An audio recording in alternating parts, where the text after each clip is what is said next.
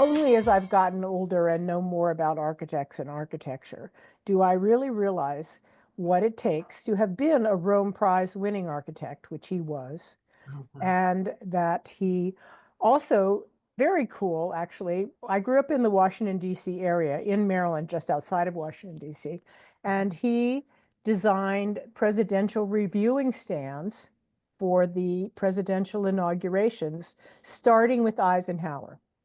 And he went for every president after that until sometime in the middle 70s, I guess. He didn't, that might have been the last one. I don't know if it was Reagan was the last one, but he did all of them, Republican or Democrat. And they were always pretty much in the same place, and they always had to have a different quality and a different look. Ah, And interesting. isn't that interesting? And so he Yeah. had, I remember one of the things that he had hanging on his wall that he was so proud of, but he never, beamed at it or pointed at it or said, see, or anything like that. I mean, he was a very modest man. Um, Oh. was the sketch that he had done of the reviewing stand for Dwight Eisenhower, and it had been signed in green ink, which was Eisenhower's signature color, Dwight Eisenhower on the bottom. And it's the beautiful sketch. My father was a wonderful artist and drew by hand beautifully. And I have watercolors of his hanging in my studio as inspirational, things all the time. And I just love his work. So anyway, mostly he did sort of hotels and that kind of, big buildings sort of thing. Um, Okay. and he did some consulates and some other stuff. He couldn't stand residential. And that's what I hear from people who do mostly commercial is that residential makes them crazy. But since I focus mostly on residential and I Mhm. find commercial, not depending on what it is, but I never wanted to do great big buildings with a lot of people. I had no idea who they were, who were going to be living there. And it was just all about the schedule and the dollar. I've never been Yeah. interested in that. So anyway, whatever. Oh, But interesting. yeah. Anyway, so my father was an architect, and he would bring stuff home to work on, and had a drafting table in one room in our house. And I remember going in and being so short, that I could walk under the drafting table, right? And so I didn't know what was on it, and so he lifted me up and showed me, and it was just all lines lines that went this way and whatever. And I said, it's all lines. And he said, yes, that's what I do is I draw lines. And so then I wasn't interested anymore. And then he put me down and I toddled off. I guess I must have been what, 3. So, Okay. but I was always fascinated with space. We had Uh-huh. a wonderful house that was sort of a Tudorish house. And if you went in the main door and then you went down 2 steps into the living room and then up 2 steps into the dining room and Mm, so we had a sunken living room and nice. one of the smallest kitchens that you could ever find in a suburban home. It was really like a New York City kitchen, but Uh-huh. in a suburban home. Uh-huh. And a staircase up with a balcony overlooking the living room. And the living room had gables, with rafters. And Mm-hmm. it was really a wonderful house and a very architectural house. And he said that it was one of 3 houses that had been built that way in our neighborhood, and I saw the other ones. And he said, and it was the only one that was oriented the right direction because the big windows face south. Mm-hmm. And so rather than facing north or other things, so in fact you did get the sunlight during the day. So it was really kind of fascinating. Anyway, so I always was aware of space. And Mm-hmm. my whole childhood, I did things like turned chairs upside down and took the cushions off and made little forts and climbed under them and, that kind of thing. And so Right. I guess my first really architectural designy sort of experience was when my brother, we shared a room and shared a room and shared a room. And then eventually I got to be like 9 and our sharing a room was no longer such a great idea. So uh, he got moved to another room down in the basement, which he liked it was bigger and darker, and he was very happy down there. And I got to redo the room that I was in. Nice. And as long as I kept the wall color the same, I could do anything else. Okay. So I got carpeting that's just about the color of that wall behind me, Okay. because that kind of grassy green kind of color has always been one of my favorite colors. Uh-huh. And I got thin, sort of not as thin as organza, but a thin cotton curtain fabric that I put in the window between us and the neighbor, so that Uh-huh. when the sunlight poured in that window, it was like being under trees with new leaves. Oh, And then we bought a wing chair, which I ended up keeping until, after I'd lived in this apartment where I am now for many years, having reupholstered it a couple of times. But right. it from EJ Corvettes, with Okay. really, really big, like poppies about this big on it. Hideous fabric. Oh my God, one of the ugliest things ever. My mother said, "That's all right. We'll do a slip cover." So I did that in sort of like a crushed strawberry, and Mm. it was white. So it was all white with this like vivid new leaf green grass carpet and curtain and a strawberry colored wing chair. And I had a Wow. white bed and white everything because it was all very princessy. You know how that is. That's pretty sophisticated for Yeah, nine. for 9. Well, that's it. And it looked absolutely nothing like anything in the whole rest of the house. I mean, everything else in the house was, kind of neutral colors and Mhm. pleasant. And mine was not over the top, nothing frilly about it or anything, no girly stuff, but still nonetheless very feminine, very clean, very elegant. And that is always how I approach space, is I want it to feel fresh and welcoming and just exuberant and yet restful at the same time. Right. So it's just Right. like that. And so That's people seem to like it. that's a balancing act for sure. Oh, it's fun. I mean, the trick is the space itself and storage, so hmm that's So the that sounds like where you started, yeah? That's where you really, that's where it was. Yeah, that's where yeah. it was. I just always, I don't know, color has been so important to me all my life.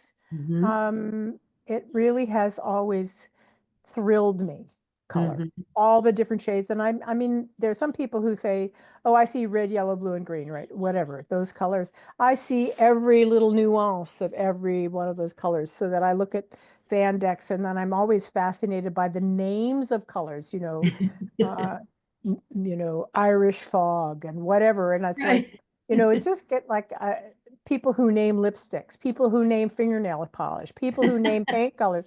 I mean, who Right. are these people? They're so interesting.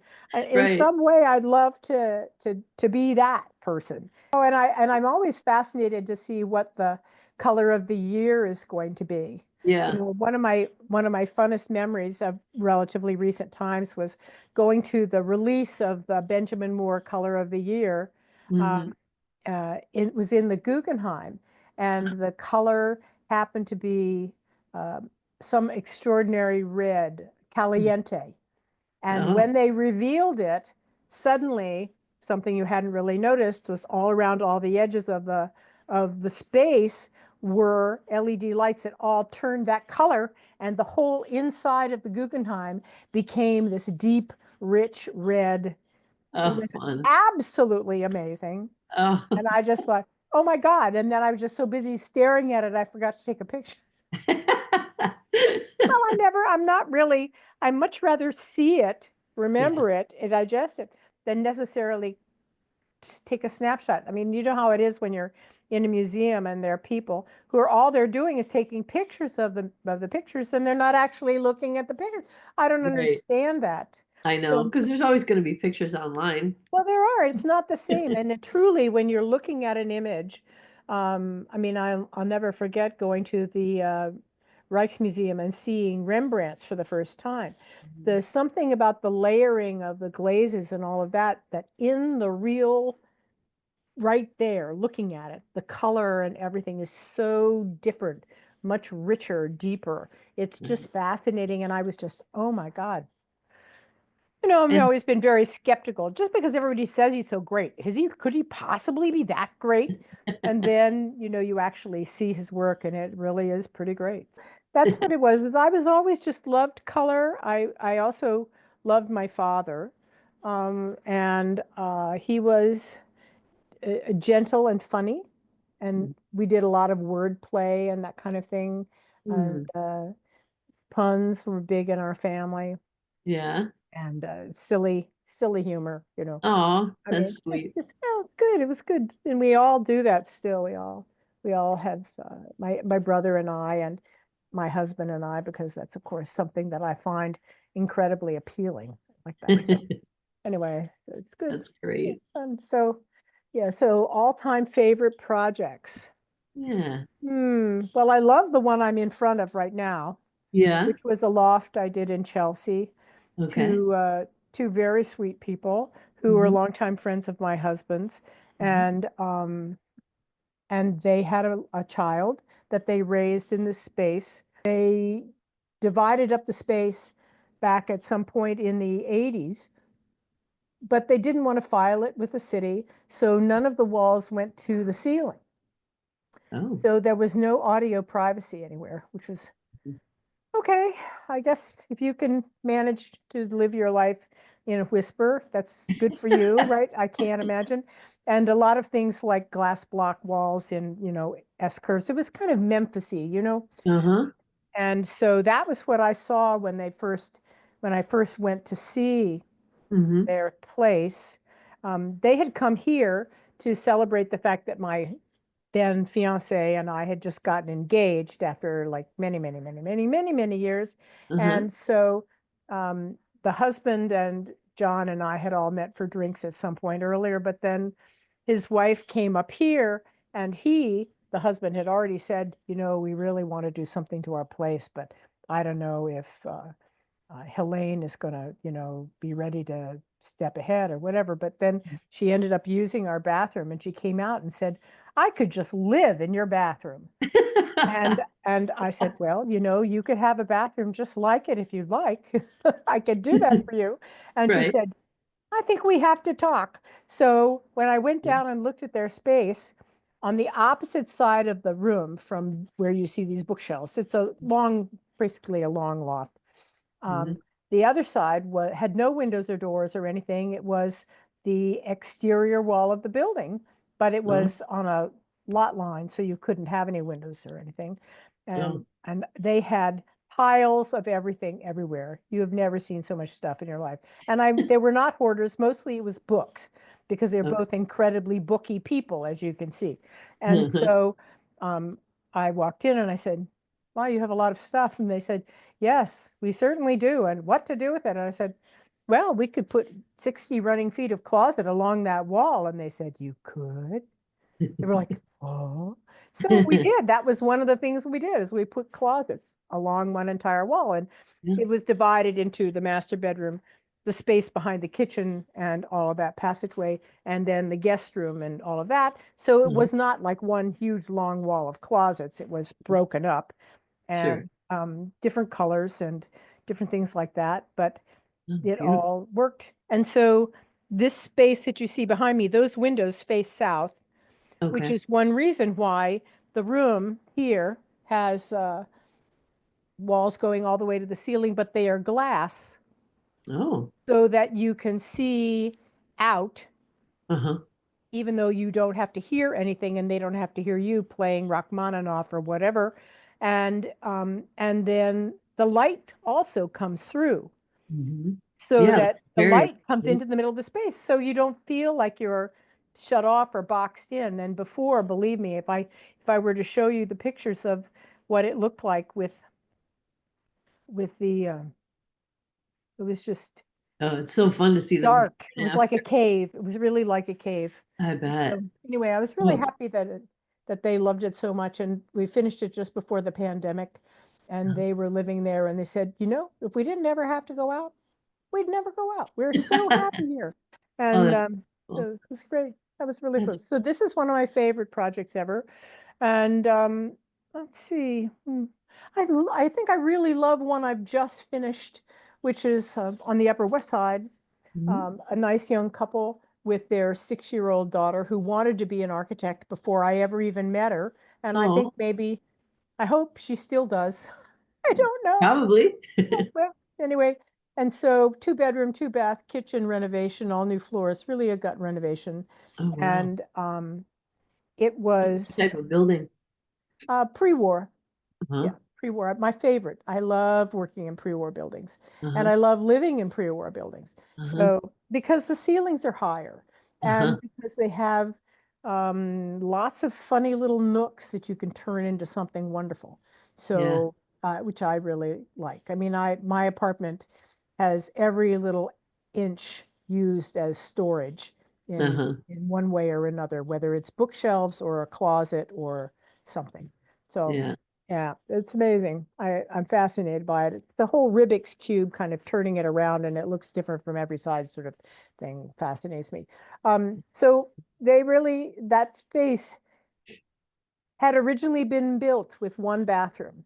And at some Mm. point, like 25 years ago, somebody who was an investor bought a number of apartments and added a second bathroom. But they made the bathrooms that they added like the cheesiest, most horrible bathrooms, like, ugh, Oh, no. oh, terrible. Well, you know, those kind of freestanding corner uh, showers that have the corner that's a Yeah. door and it's all that kind of rippledy glass and it's all got that Yeah. sort of ridgy silver stuff that, you know, is sort of scratchy and never stays silver and it gets sort of rusty pits and you know the kind of thing. Like, Totally. it's just I can't say anything good about them. I think they're awful and the doors are, you know, narrow and they're not made for real people. And Right. you know, the only way it works is because you stand on the diagonal and then you have room for your elbows. I mean, it's just terrible, terrible, terrible. So the trick in the designing this was how to put enough storage into this apartment that 3 people could actually live in it for a while, Hmm. and how to make that bathroom handicapped accessible. Oh. Because once you change a door Hmm. to a bathroom and you have 2 bathrooms, Hmm. you in New York, you must make one of them handicapped accessible, Ah. or at least handicapped adaptable. Even if Hmm. it isn't now usable by somebody in a wheelchair, it has to be easily makeable into something to be used by them. Interesting. So it's a challenge. It's a very a big challenge because in New York and everywhere really when you're trying to save a buck at all, you Hmm. know, the plumbing is where it is Hmm. already now and Hmm. in an existing space. And plumbing is the most expensive thing. Yep. It's much more expensive than tearing down a wall and putting up a new wall. Oh, sure. It, Yeah. it, the, and it has specific requirements and the pipes have to slope and, you know, that kind of thing. I mean, you can't do just any old thing. You Right. have to do something that will actually let the water flow where it has to go. Hmm. And, you know, of course, that's very important about certain parts of the plumbing system. So, Yeah. so that was a trick, how to do that and Hmm. how to add a lot of storage. And I think actually managed to succeed really well. And they're ecstatically happy, which is so nice. And Beautiful. people are looking at their apartment over their shoulders in Zoom meetings and stuff and saying, "Where are you? That's just such a gorgeous hotel." It's like, no, no, this is my apartment. Oh, that's great. Really happy. So that's wonderful. And I mean, there have been other things that have all been interesting in and out and things that turned out well, surprisingly well, very Hmm. clean, but not so interesting, you know. Hmm. And Hmm. all of them have had their pluses and minuses Sure. in their ways, but these two feel like the people are really, really happy. And that is the key thing for me That's is everything. to Yeah. make your clients happy, Yep. really Yep. happy. So Beautiful. that's good. So let's see. Setback or failure? Yeah. Hmm. That ended up becoming a breakthrough. Well, golly, I don't know. I guess it was the brain surgery. No, I mean, no, there wasn't that. I don't have anything I can really point to. I mean, I guess in my whole career life, Hmm. what I would say is that uh, something that was a setback was that I wasn't getting the jobs designing in the theater that I wanted. Mm. And that was in the 80s. And I had Okay. been working, I came to New York originally to just study design for the theater.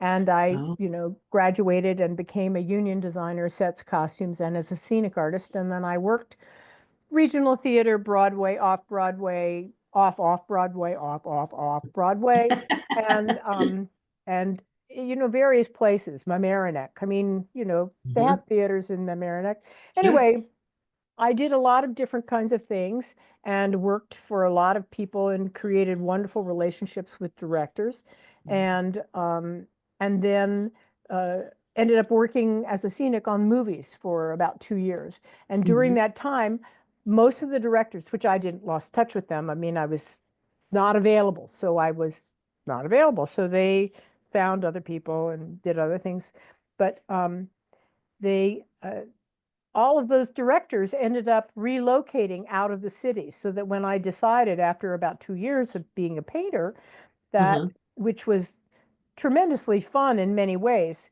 and no challenges in the sort of um, deadliney sort of, I mean, it was deadlines, but you were just painting 600 square feet of this marble and you and three other people were doing it and it was fun. I mean, it actually was fun to do. Yeah. Anyway, they weren't around. And Mhm. so I worked for different theaters that had I had worked for with them, and they Mhm. put me together with people, but none of the relationships really, synced. Mhm. So I thought, this is just not. I'm just not enjoying this nearly as much as I thought I was going to, and I Uh-huh. don't think it's making a difference for anybody. Mhm. And so that's when I decided to go to architecture school. Okay. And that I think would be the breakthrough. I mean, that's the biggest transition that's happened Yeah. in my professional life is that the shift from theater to architecture. Mhm. And I had wanted to be an architect when I was about 16. I was thinking about it. Mhm. And my mother said, it's much too hard a profession for a woman. Mm. And I just took Mm. that and accepted that. And so, interestingly, when I went to architecture school, and my mother had just died, my Mm. father said, I always thought you should have been an architect. Oh. But of course, I didn't know that. So I didn't know that. So there you go. Mm. And then once I got to be like two-thirds of the way through architecture school, he said, why don't you move to Washington and we'll go into partnership together and you can finish your professional career here at the college I went to at Catholic University in architecture. And I said, Dad, this is like such a wonderful offer, and I really don't want to leave New York. Mm. And so I didn't. Oh, And wow. that's okay because I really, he was just very lonely because my mother had died, I Oh. think, Mm. really. And it would have been wonderful in some ways and terrible in others. He was 84 or something. So I think Yeah. the idea of my moving down there and us going into business was just a dream sort of that he had. And it was Sure. very sweet to hear Yeah. that. But Yeah. so, That he thought enough of you, yeah, that he working. really did. Yeah, it was Yeah. nice. Oh, that's So great. anyway, but that was a breakthrough for me to Yeah. actually decide I was going to go to architecture school Mm-hmm. anyway Mm-hmm. as a change. I mean, I spent time saying, well, I could do anything, right? Right. And but then I thought, well, I have all these skills. I shouldn't just throw those out the window and decide that I'm going to become a copywriter or something. Or whatever, you know what I mean. Right. And go into event planning or something, all of which are Right. interesting. I mean, I love giving parties and I give very good ones, and people always have a wonderful time and say, when are Right. you giving another? And oh, I hope you invite us next year and all of that. So, Right. but I still didn't actually want to do that. I mean, it would have Mhm. been a mistake, I think. So Mm. that's how I happened to do this. And I Beautiful. really like it. So. Well, that helps. It does. Yeah, it does. Well, it does make a difference for people, I mean, there Yeah. are people who, uh, theater is fun. Don't get me wrong. And it's Mhm. chaotic and crazy and Mhm. imaginative and all kinds of other stuff. And you really, as I say when I'm talking to people, I said, I know I'll come up with ideas. Having ideas is not a problem. I've designed everything from igloos to spaceships. I'm jungles in the Amazon. I mean, I have designed Wow. all kinds of stuff, basements, janitors' closets, big enough to hold the whole play in. Wow. It's like I've designed all that stuff, and it's Victorian houses and things. I mean, I've designed all kinds of things. So having ideas is not a problem. Mm-hmm. It's what are the best ideas? What will work for you, and what will solve your problem? So, Nice. yeah. So how do you want people to feel about your work when you're finished putting all your heart and soul into designing and coming up with those solutions for them? I want them to be ecstatic, of course. Um, uh, really, that's one thing that these lovely, most recent people have been saying is that they it they didn't know what architects do. Hmm. Hmm. Most people don't actually know what architects do. Right. Some real estate broker I was talking to last night said, "You do those plans, right?" Yes, One but part of that's it. part of it, of course. But they got when they were at my house and they saw the watercolors I had done on my father's watercolors and were in my own space Hmm. and just generally got to know me better. They Hmm. said, "You're really an artist." And I Hmm. said, "Yes, I am. Yeah. And I'm very, very practical. And I'm an artist.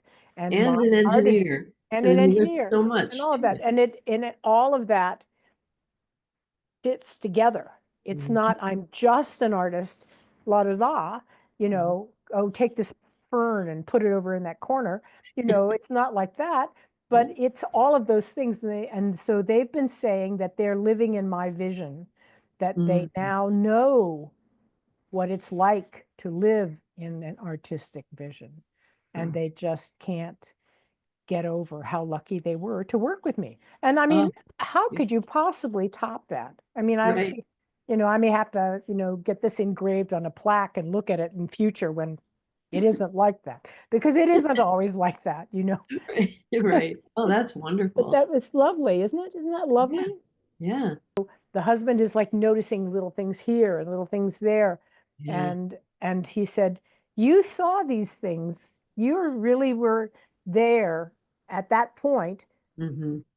And now I see them, but you were there from the Hmm. beginning because you have to go like this, be able Hmm. to zoom in and zoom out and Right. look at things and think about every choice. How is it going to be when it's physically there? Uh-huh. How is that going to be? Can you swing that door open? Hmm. Is it going to bump into this? What's that? You think about all of that. So, Sure. Yeah. it was interesting for him to be able to see that. Yeah. Then it's about the whole vision thing. And just you feel wonderful. You know that cartoon, I think it was some dog would eat some kind of dog biscuit and then he would go zooming up in the air and then kind of float down like a feather. And it's like, Right. that's how I feel about these people. Oh, that's great. In heaven, Wonderful, right? lovely people. So are they like your ideal client? Young couple with children or about to have children. That's a very wonderful, you know, energy. I like that Uh-huh. energy. And Uh-huh. so they're fun to work with.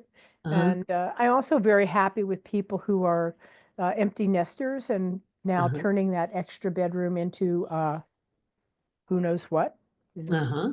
craft studio. I mean, it could be anything, right? But Right. so, I like that kind of thing. Yeah. That makes Well, sense. people in transition are always interesting. Ah, yeah. That's a good way to look at it. Yeah. Yeah, yeah, Very cool. Now you mentioned you love the pre-war buildings, I do. and question I had was, how do you view the architecture of the past? I like the architecture of the past. Mhm. Somebody was talking about old buildings versus new buildings and new construction and that kind of thing. And in new construction, there are no hallways practically. Mm. Kind of go from room to room. Hmm. So it feels to me very bald, as in, there's no graciousness Uh-huh. involved, Uh-huh. And sometimes in a pre-war apartment, for example, you have a room that ends up having a hallway that kind of wraps around it, which I think is a waste of space. But Mm-hmm. that doesn't mean that there aren't ways that you could incorporate that space and Yeah. still have a sense of flow and some graciousness. And I also love I love the fact that in pre-war buildings, the way the floors are constructed makes modifying bathrooms so much easier because Mm. there's a lot more space in the floor. I mean, Oh. there's a concrete slab usually on the bottom of a floor structure. You've got the Mhm. concrete slab. Sometimes it has these sort of like indentations that are all full of cinder fill, and or Mhm. sometimes it's concrete slabs with um, I-beams that are partially embedded in the slab and partially covered, and then it's still cinder fill, but with this sort of mesh that goes in. But in any case, you've got like 6 or 8 inches in which Mm. you could run pipes if you run them Mm. in the right direction Mhm. to get you so you could move the toilet, change the placement of the tub, do that kind of thing, take Mhm. a gigantic bathroom and make one end of it into a half bath to open Mhm. another way, and then you have a bath and a half rather than just having one really big bathroom that I don't know, unless you're dancing in there, it seems wasteful to me. Right. Right. So, there are a lot of options that you Mhm. can do in a pre-war building that you cannot do in a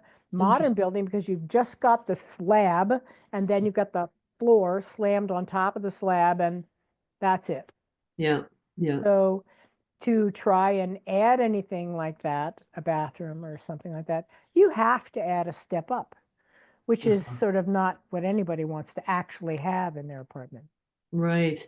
It's interesting too. I saw a post the other day showing the difference between wood from, 1800s and now because they force it to grow so fast that Oh, it's, the nature of the grain and all of that is yeah, yeah, absolutely, you cannot get yeah, that there used to be before. I yeah. mean, I used to have white oak parquet in my living room, but Mhm. it had been sanded too many times so that at a certain point, when my cats would jump off the arm of a sofa onto the floor, so you're talking 2 feet, right? Mhm. They would, if they landed in just the wrong place, the floor would go a little, divot where the Right. corners of the parquet would come together. And Uh, I had a few of those and I thought, I don't think I can live with this. So I replaced the floor. I mean, I was renovating some aspect of my apartment at the time. So of course, Mhm. replacing the floor made sense at Mhm. that, as part of the process. But Sure. it's still, it was a pity. And I would have loved to have the same thing, but Yeah. you could only get things with a big witchy grain, red oak. Don't like red oak. And I really don't like, I don't, I, there are a lot of things that were done to mimic parquet or the aspects of parquet, like the Mhm. grain goes this way and then the next one it goes this way. So you have a Mhm. checkerboard, but they Yeah. would do just single squares, Uh-huh. rather than multiple boards. Right. And the grain would be like, it's not my thing. All And then right. no, no. And I was somewhere recently where the parquet was done in inch-and-a-half wide boards. Mhm. It was so beautiful, but Mhm. you know, you just that's just not possible anymore. So Yeah. unless you use ash, maybe ash Oh. or something, Uh-huh. But all of the boards, if you look at the hardness, there's a scale of hardness, and they Uh-huh. talk about oak at from certain era and then oak now, and they do the hardness. Well, it's just not the same Right. at all. Yeah. Yeah. Have you So, taught at all? yes, but not architecture. Oh, you seem like a natural teacher. Well, I educate my clients. Yeah. Yeah. That's a That big part, is, isn't it? it's a big part of it actually, is to try and get them to get that, there's always a reason. Right. I may not be able to remember it right off the top of my head when we're having a conversation, but I do not make random choices. Right. Every choice has a backup Yeah. reason why I Right. did it that way. And Absolutely. so but it's, I just want people to think. I don't, I don't know. I want everybody to know as much as possible.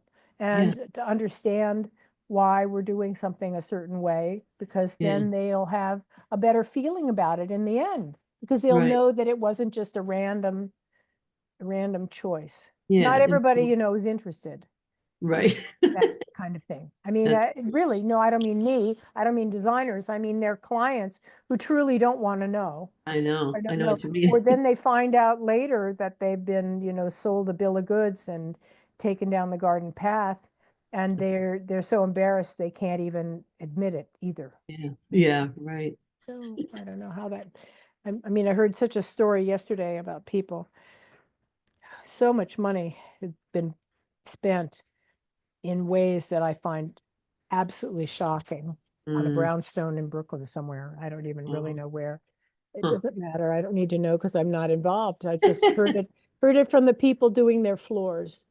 And I Right. thought, Oh, wow. I can't believe $1.2 million worth of change orders. Oh, gosh. I can't imagine that the whole building is worth more than $3 million. Wow. That's just change orders. They could have built it from scratch. Right? I just don't know how the amazing. Anyway, So that's a good segue. What do you see for the future of architecture now, where we're oh, at? oh golly, I mean, I've seen so many funny things, you know, done in the last 15 years or so. I mean, Mhm. all those buildings that just kind of are leaning, or maybe they're leaning, Yeah. or they appear to land on a point and then they go up. I mean, they know that they're structurally sound, but do I even want to walk under that to go in the front door of the building? There's some Right. building at like maybe 50th or something and Park that's Uh-huh. been under construction for a bazillion years. And, the whole street has been going like this for the longest time. And the Mhm. building comes like down to a point. It goes up and it's just got great big girdery sort of things. It's like it lands on the head of a pin. It's like you Yeah. have a sharpened pencil and it's landing there and it goes up like that. And of course, there's more building behind it. So this is really just the front. But it Yeah. does not make It any feels kind unsafe, right? it feels unsafe. It feels unwelcoming. Yeah. What is the point of doing a building where just going in takes nerves of steel? I mean, don't you want to just walk in pleasantly Right. rather than arriving with your adrenaline pumping and then have a meeting where you're just socking each other? What's the Right. point of that? I don't get it. Right. Yeah. I just don't understand. So that's, I guess what I have to say is I think that computer assisted drawing has really ended up resulting in a lot of structures that were really expensive to build. And I just don't like them very much. Yeah. And I don't think of that makes me a fogey that all I really like is, your Parisian limestone, although there is something to be said about how beautiful all that is. But you know what I'm Right. saying? It doesn't have to be that I'm Yeah. not against glass, you know, Right. and Right. I just don't like it very much. And then there are also houses, I've seen a lot of pictures of greatest architecture where you've got like a kind of a stalk and then the house is like that. Well, what is that? Right. You know, Right. and does that mean you have to go up a spiral staircase that's like 4 floors high to just get up to look over the tree line? I don't want to do that. Carrying Right. groceries? Give me a break. I mean, you'd have to have an elevator.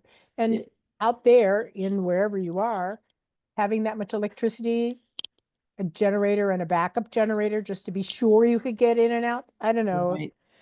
It just, there are a lot of choices that because you can do it does not make it a good idea. Yeah. And that is I mean, people are people. I Right. know people like things that are cool. I don't like windows when there's a balcony that are go to the floor and Uh-huh. then open completely. Uh-huh. And they have a dog sitting on the sofa. Uh, Do you think that dog isn't going to try to leap for the birds? right. I mean, what are you thinking? Hmm. And if there's glass there, doesn't that mean that the dog's going to go Right. and break a jaw because they've been Right. trying to get to the. I don't understand people's thinking. Just because you can, it isn't a good idea. Yeah. Yeah. So, dogs and cats, I mean, that's one of the things we think about. We've been looking at apartments conceivably we might move. Hmm. And we have two cats, and we Uh-huh. keep looking at the windows and thinking, okay, they only slide open and there's no screens. Oh my gosh. How are we going to ever open any of these windows? Right. Oh, weird. I mean, it's weird. And in their fifth floor, birds fly by, they land on an air conditioner, and cats, our cats, it's like bird season now. Yeah. Doves are cooing and things, and they're Yeah. like, they're, Right. they're crouched out of sight, ready to rush for the window Yeah. if a Yeah. bird lands on a windowsill or something and they're cooing. And this is not, this is innate, instinctual patterns. Right. People and I've never been to the Edge. The Edge is like this very cool restaurant kind of a thing that turned into an ice skating rink in the winter. I Hmm. don't want to go to something that is like 50 stories up in the air and is a big triangular thing that sticks out Uh-huh. off the side of the building like 50 feet with a Ooh. glass fence around it Uh-huh. or anything. I I'd stand in the doorway and say, okay, hi. I'm not going to go out there. Right. I'm one of those people that feels like when I get close to the edge of anything like that, that there's a suction that's going to like pull me up. I know I'm a little crazy, but I don't want to be there. And Yeah. you know, No, understandable. it's like when I'm perfectly happy to be sitting at a table in the garden of the Museum of Modern Art with like lots of open sky and whatever, and Yeah. sipping a cocktail. I don't need to be, and I've been happy on the roof of buildings. I just don't go, if there's a fence at the edge, I feel fine as long as it's not a glass, like invisible, like Yeah. Oh, fence.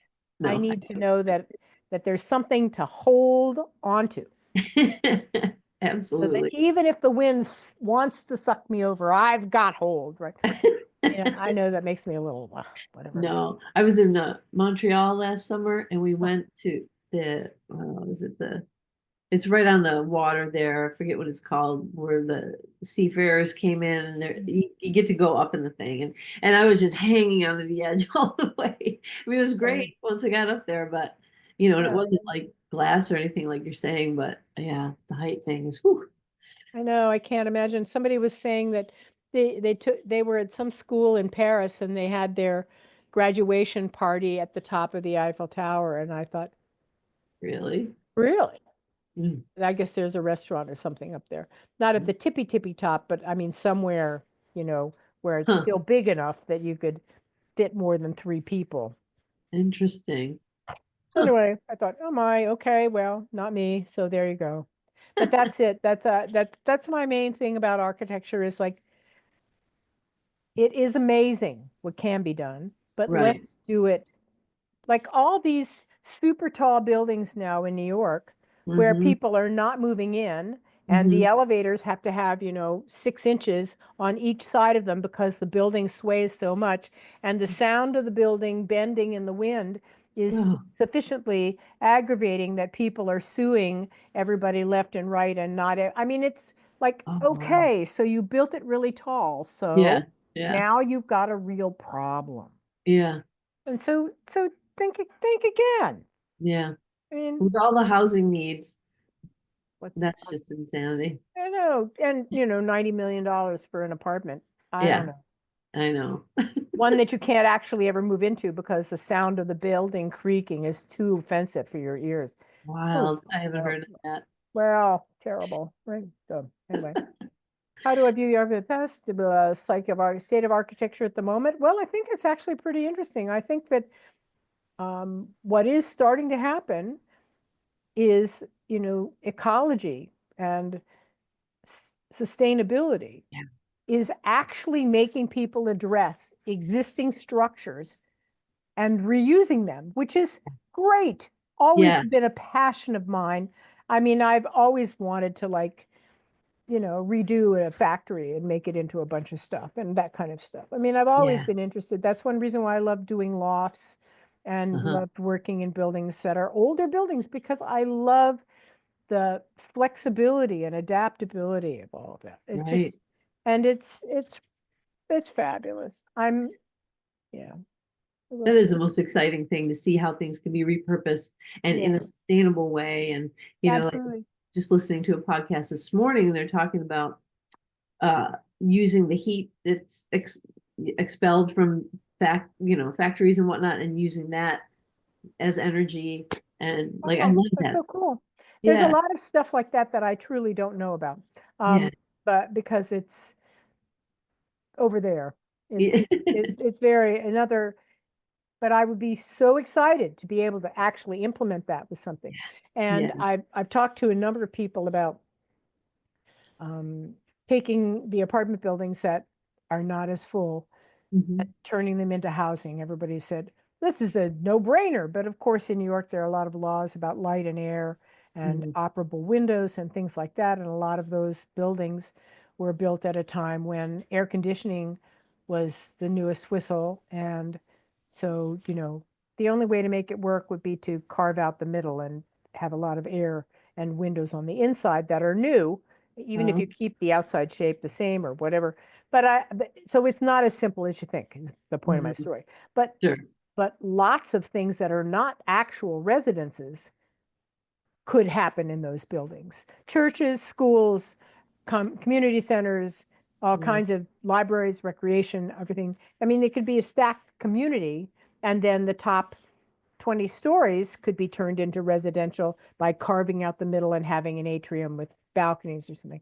I mean, it just and that's without even exploring it deeply. The only problem Mhm. is that the middle that you're carving out is probably where the elevators are. Uh, So, and all of the mechanical systems. But you could figure out a way. I mean, mhm. there's got to be a way. So I'm interested in all that. I think that Yeah, that kind of thing, like tearing it all down and having it all go into landfill or try to use it, melt it down or whatever yeah, is, and recycle it in such a way, so expensive to make that happen.